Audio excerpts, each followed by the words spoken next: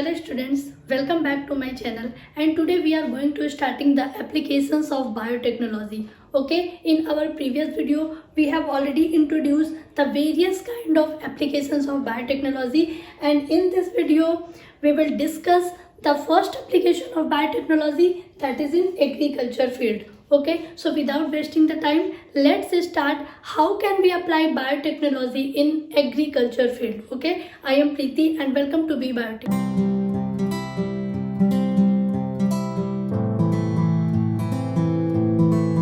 चलिए देखते हैं कि बायोटेक्नोलॉजी को हम एग्रीकल्चर फील्ड में कैसे यूज़ कर सकते हैं। ओके, एग्रीकल्चर की बात आते ही हमारे दिमाग में आती है हमारी जो क्रॉप होती है, हमारी खेती होती है और हमारी जो लाइफ होती है, हम पूरी तरह से अपने क्रॉप पे डिपेंड करते हैं, अपनी खेती पे डिपेंड करते हैं, एग्रीकल्चर पे डिपेंड होते हैं। तो ऑब्वियस सी बात है कि अगर हमारा एग्रीकल्चर स्ट्रांग होगा, हमारा फूड प्रोडक्शन स्ट्रांग होगा, तभी हम भी स्ट्रांग होंगे। ओके, तो जो सबसे पहली चीज़ आती है कि how can be increasing the food production. अपने फूड प्रोडक्शन को इंक्रीज करने के लिए हमें कौन कौन सी बातों का ध्यान रखना चाहिए। तो ऑब्वियसली जो पहली चीज़ है जिसे हमें ध्यान रखना है, that is agrochemical based agriculture.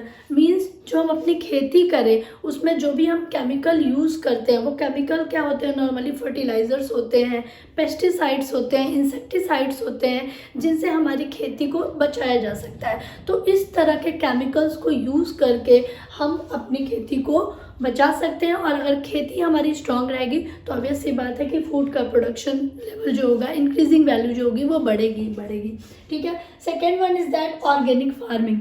Organic farming और ऑर्गेनिक एग्रीकल्चर क्या होता है, जब हम नेचुरल चीज़ों को यूज़ करें, जब हम कोई केमिकल यूज़ ना करें अपने खेती में या अपने क्रॉप्स में या अपने एग्रीकल्चर में, जब हम नेचुरल चीज़ों से फूड के प्रोडक्शन को बढ़ाते हैं तो हम उसे बोलते हैं ऑर्गेनिक फार्मिंग। ठीक है। आजकल ऑर्गेनिक फार्मिंग को यूज़ करके लोग नए नए हाइब्रिड्स के प्लांट्स बना रहे हैं, नए नए हाइब्रिड्स के बहुत सारी चीज़ों का जो है प्रोडक्शन हो रहा है, और उसमें क्या किया जाता है कि नेचुरल तरीके से ही हमारी जो खेती होती है उसको इंक्रीज़ किया जाता है। जैसे नेचुरल मैन्योर यूज़ करना, जो भी एनिमल्स के एक्सक्रिएटास हो गए या डेड डिकेइंग जो प्लांट्स हो गए उनको यूज़ करके और मैन्योर के फॉर्म में उनको यूज़ करके फूड के प्रोडक्शन को या खेती को स्ट्रॉन्ग कर सकते हैं।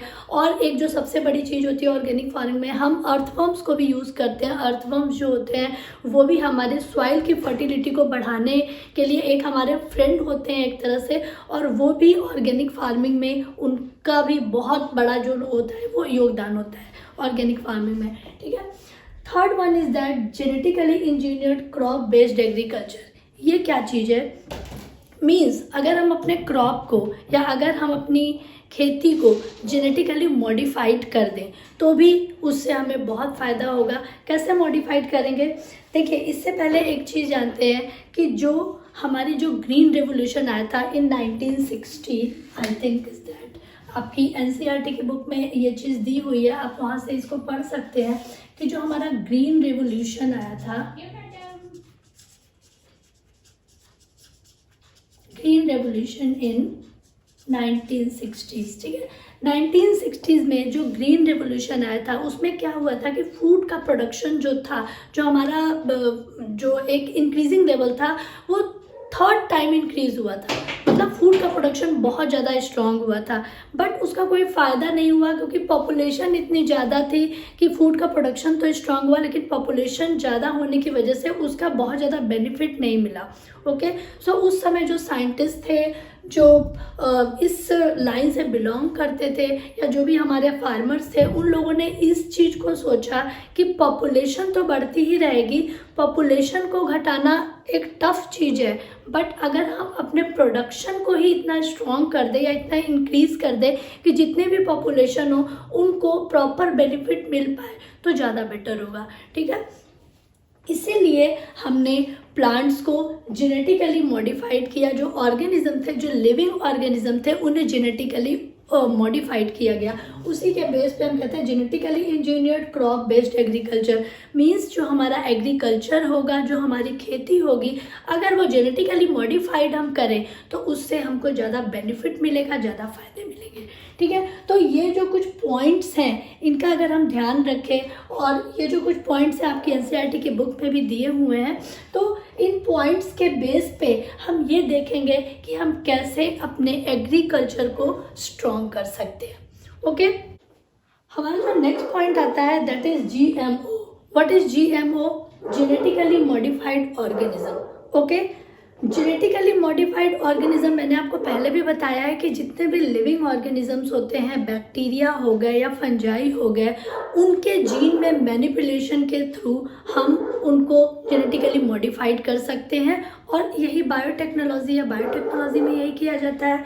तो means you can say all the living organism, bacteria और fungi whose gene are altered by the manipulation, this is known as genetically modified organism.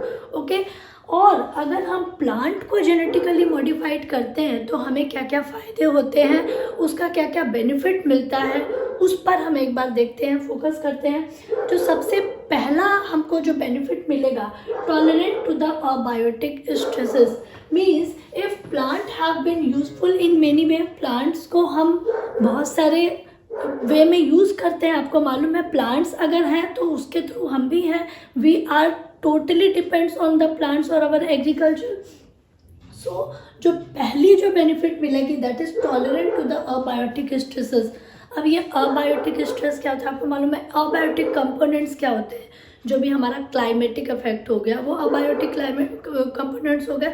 तो मीन्स जो हमें क्लाइमेट से चीज़ें मिलती हैं, जैसे बहुत तेज हीट हो गया, कोल्ड हो गया, ड्रॉप हो गया, तो अगर प्लांट जो होगा वो स्ट्रॉन्ग नहीं होगा तो इन अबायोटिक स्ट्रेसेस को वो बेयर नहीं कर पाएगा और वो डिस्ट्रॉय हो जाएगा। तो हमारी खेती के लिए वो अच्छा नहीं है, उससे हमारा फूड प्रोडक्शन पे भी इफेक्ट पड़ेगा। So means plant can be able या plant will be able to tolerate these kind of abiotic stresses. Means अगर प्लांट जेनेटिकली मॉडिफाइड होंगे तो वो इस तरह के अबायोटिक स्ट्रेसेस को टॉलरेट कर पाएंगे और स्टेबल रहेंगे। ओके, सेकेंड जो होगा, help to reduce the post harvest losses. Help to reduce the post harvest losses. Harvesting क्या होती है? जब हम खेती को जब हम उसकी कटाई करना शुरू करते हैं, हार्वेस्टिंग करते हैं, खेती उगने के बाद में जब वो कंप्लीट हो जाती है तो हम हार्वेस्टिंग करते हैं। हार्वेस्टिंग करते टाइम में बहुत सारा जो क्रॉप होता है वो डिस्ट्रॉय हो जाता है वहाँ पे। ठीक है, तो उसे रिड्यूस करने की ज़रूरत है यहाँ पे। हेल्प टू रिड्यूस मीन्स अगर प्लांट जेनेटिकली मॉडिफाइड होंगे तो जो हमारा हार्वेस्ट के टाइम में जो लॉस होता है वो डिक्रीज होगा, उसका लेवल जो होगा वो कम होगा। और जो थर्ड है, pest resistance crop, reduce reliance to the chemical pesticide. Means क्या होता है कि जो भी हमारे पेस्ट रेजिस्टेंस क्रॉप होते हैं, डिपेंड करता है कि हमारी जो खेती होती है, जब भी हम कोई क्रॉप उगाते हैं तो हमारे दिमाग में एक चीज़ रहती है कि अगर इसमें कोई कीड़ा मकोड़ा लग जाएगा तो खेती डिस्ट्रॉय हो सकती है। तो पूरी खेती जो होती है वो डिपेंड करती है पेस्टिसाइड्स के ऊपर। ओके, सो अगर हम प्लांट को जेनेटिकली मॉडिफाइड कर देते हैं, उसे इतना स्ट्रॉन्ग बना सकते हैं कि जो पेस्ट है, जो कीड़ा है, वो अगर प्लांट के ऊपर आए तो हमारे प्लांट डिस्ट्रॉय ना हो बल्कि वो जो पेस्ट है वही डिस्ट्रॉय हो जाए। इतना ज़्यादा स्ट्रॉन्ग बना सकते हैं हम उसे जेनेटिक इंजीनियरिंग के थ्रू। ओके, तो जो तीसरा बेनिफिट मिलेगा वो क्या मिलेगा कि reduce reliance to the chemical pesticide. ठीक है, कि जो भी केमिकल पेस्टिसाइड्स होंगे वो रिड्यूस होंगे। जो निर्भरता होती है हमारे एग्रीकल्चर की उन पेस्ट के ऊपर, वो कहीं ना कहीं रिड्यूस होगी। Okay, next one is that enhance the nutritional value of the food. Food की जो न्यूट्रिशनल वैल्यू होगी उसमें इन्हेंसमेंट होगा। ठीक है, मीन्स अगर जो प्लांट होंगे जेनेटिकली मॉडिफाइड होंगे तो जो न्यूट्रिशनल वैल्यू होगी वो स्ट्रांग होगी। और जो सबसे बेस्ट एग्जांपल है दैट इज़ गोल्डन राइस। ठीक है, गोल्डन राइस में आपके विटामिन ए की पावर जो होती है बहुत ही स्ट्रांग होती है। ठीक है ना, तो जिन्हें भी विटामिन ए की जो लॉस होता है या जिन्हें आंखों से रिलेटेड डिजीज़ होती है उन्हें गोल्डन राइस भी उनको डॉक्टर्स जो होते हैं उन्हें बोलते हैं कि वो गोल्डन राइस ले सकते हैं। और तो यहाँ पर क्या होगा, न्यूट्रिशनल वैल्यू क्या की हमने फूड की इन्हेंस कर दी। और जो थर्ड लास्ट वन है, increase the efficiency of the mineral uses by the plants. Means plant जो मिनरल यूज़ करते हैं उनकी एफिशिएंसी जो होगी वो स्ट्रांग होनी चाहिए, इंक्रीज होनी चाहिए। प्लांट्स मिनरल्स कैसे लेंगे, रूट्स के थ्रू लेंगे। अगर सॉइल में मिनरल्स जो होगा वो अच्छा होगा तो प्लांट्स का प्रोडक्शन भी अच्छा होगा। ठीक है, और मिनरल्स अगर स्ट्रांग होगा और प्रॉपरली प्लांट उसको एब्जॉर्ब करते रहेंगे, उनका जो इंक्रीजिंग वैल्यू होगी, एफिशिएंसी होगी मिनरल को यूज़ करने की, तो सॉइल की फर्टिलिटी भी वहाँ पे बैलेंस होती है। वो कहीं ना कहीं एग्जॉस्ट नहीं होंगे, उनकी जो मिनरल्स होगा वो कहीं ना कहीं एग्जॉस्ट नहीं होगा अगर उनकी रूट्स में इतनी पावर होगी कि वो मिनरल को पूरी तरह से एब्जॉर्ब कर पाए। ठीक है, तो ये कुछ फ़ायदे हैं कि अगर हम प्लांट को जेनेटिकली मॉडिफाइड करते हैं तो हमारे क्रॉप प्रोडक्शन को हम अच्छे से इंक्रीज कर सकते हैं। ओके, सो आज के लिए बस इतना ही। नेक्स्ट वीडियो में मैं आपको बताऊंगी कि जो पेस्ट रेजिस्टेंस प्लांट होते हैं वो क्या होते हैं। तो अभी आप इसको देखिए और वीडियो को देखने के बाद में एक बार अपनी बुक को ज़रूर पढ़ा करिए, क्योंकि सिर्फ वीडियो देखने से नहीं होता, देखेंगे फिर भूल जाएंगे कुछ समय के बाद। जब तक आप सेल्फ स्टडी नहीं करोगे तब तक चीज़ें आपके दिमाग में नहीं जाएंगी। तो वीडियोस को देखने के बाद में उसको एक बार बुक से ज़रूर सेल्फ स्टडी करिए।